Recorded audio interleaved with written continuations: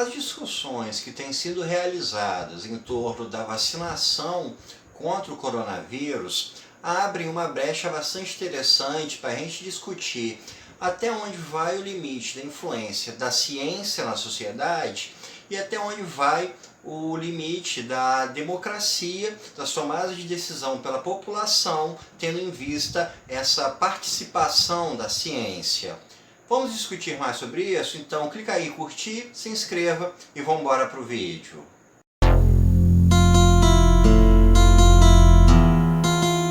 Toda essa discussão em torno da vacina do coronavírus e também todas as outras discussões que ocorreram em torno dessa pandemia, como o uso de hidroxicloroquina, a contenção de pessoas na pandemia, etc., fazem com que a gente possa perceber que existe uma dualidade de forças nas tomadas de decisão dessa sociedade contemporânea nossa.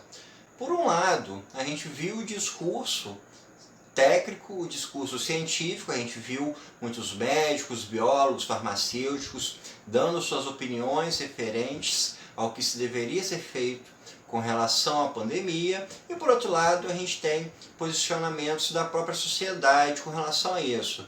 O questionamento se a vacina é funcional ou se não é funcional, se deveria haver uma contenção de saída de casa mais brusca ou não. Então a gente tem dois lados nessa discussão. Um lado de cunho mais técnico e um outro lado que vem da própria sociedade, da própria democracia. A presença do técnico na nossa democracia atual é algo que está ligado justamente à especialização de cada um desses grupos. Eles vão oferecer à sociedade um corpo de conhecimentos que a sociedade não conhece.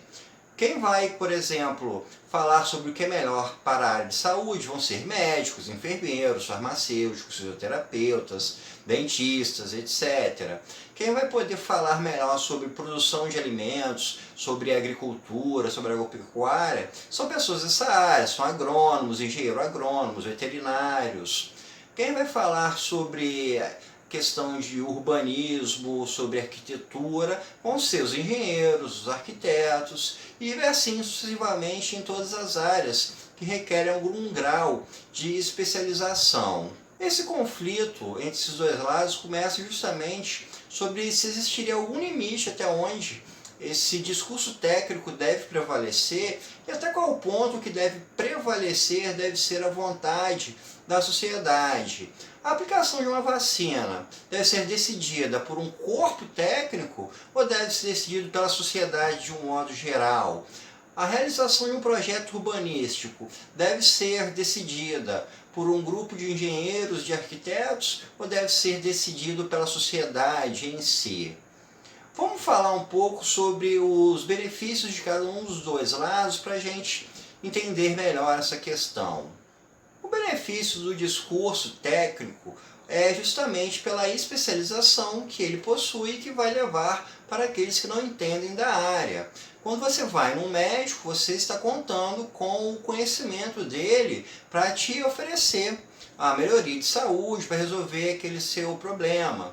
Quando se contrata um engenheiro, está se contratando o corpo de conhecimentos para construir uma casa, um edifício, etc. Então, a um nível maior de uma sociedade inteira, a gente vai ter então a prestação de serviços por parte desses técnicos, desses especialistas. A nossa economia, por exemplo, é decidida por pessoas que estudaram economia.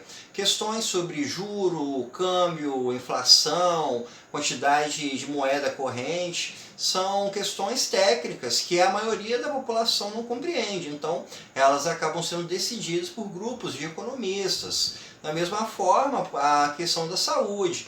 Qual o remédio para certa doença? Qual o tratamento para determinado problema? São as pessoas da área de saúde que vão determinar. Então, o discurso técnico ele é relevante porque ele vai oferecer para a sociedade conhecimentos que ela não possui, que cada indivíduo isoladamente não vai conseguir obter. Já o discurso da democracia, o discurso da própria sociedade, é importante porque é quem sustenta o poder público é a própria sociedade. A nossa Constituição diz que todo o poder emana do povo, em seu nome é exercido.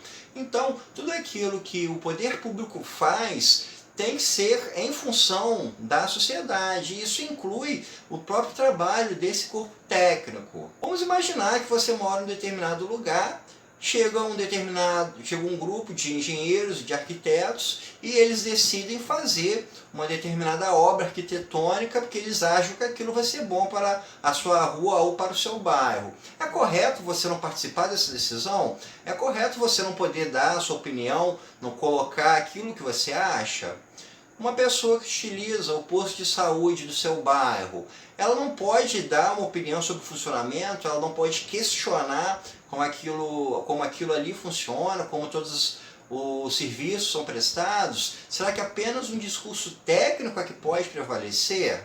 Assim, a gente tem a importância da participação da sociedade dentro dessas tomadas de decisão, porque tudo aquilo que o técnico for realizar vai ser realizado sobre uma população, e como a própria população é quem está envolvida nessas tomadas de decisão, ela deve também ser uma participante desse processo. A presença do técnico, ou a tecnocracia, como também costuma ser falado, é algo que surgiu no século XVIII, está muito ligada tanto à constituição das democracias modernas, quanto com o capitalismo se tornando o principal modelo econômico do mundo. O primeiro ponto da presença do técnico dentro do poder público, dentro do Estado, é com relação à economia política. A partir do final do século XVIII, a economia política se tornou uma das principais finalidades do poder público. A gente pode ver o nosso noticiário político,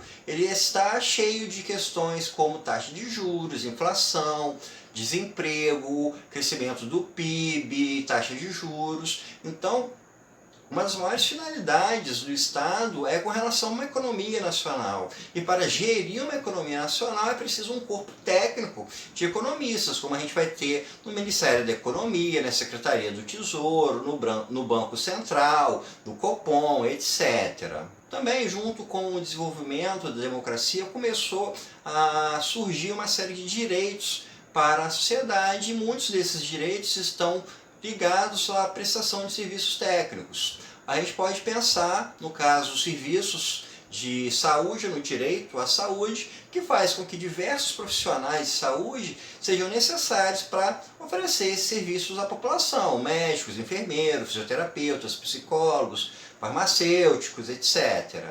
E um outro grupo de direitos também que envolve a participação dos técnicos são os chamados direitos da terceira dimensão, que seriam os direitos que tangem a coletividade. Aí a gente vai ter o papel, por exemplo, do urbanismo, ou então a engenharia de trânsito, ou então a questão do meio ambiente. Nesse caso, pessoas que estudam trânsito vão trabalhar sobre como deve ser o funcionamento do trânsito, engenheiros, arquitetos vão estudar a área de urbanismo, pessoas da área de meio ambiente também vão estudar sobre essa questão. Um ponto fundamental para a nossa existência democrática é justamente conseguir alinhar esses dois pontos. Se por um lado o discurso técnico é fundamental para que a gente possa usufruir da modernidade, de boas soluções, por outro lado, a gente não pode também imaginar que esse poder seja exercido de forma limitada, colocando a população de lado.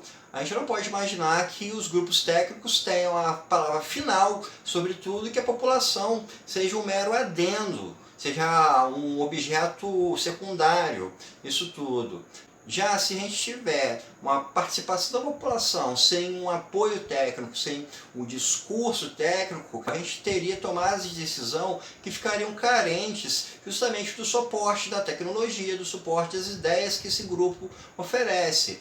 Como poderíamos chegar a uma ideia de vacinação da população se não houvesse um corpo técnico que desenvolvesse as vacinas e que desenvolvesse programas de vacinação? Como a gente poderia pensar em uma ideia de urbanismo se não tivesse pessoas que estudam essa área. Como a gente poderia ter produção agrícola maior, mais desenvolvida, se não tiver o corpo técnico? Ou então questões relacionadas ao meio ambiente, é tudo o que tange a nossa sociedade moderna. Então, o ponto que fica aberto é conseguir conciliar esses dois lados. Como a gente conseguir um meio termo onde a gente tenha a participação de um corpo técnico juntamente com uma sociedade para que esses grupos todos possam justamente tomar as decisões que sejam fundamentais para o nosso convívio enquanto sociedade. Então, pessoal, isso é tudo por hoje. Espero que vocês tenham gostado e até o nosso próximo encontro.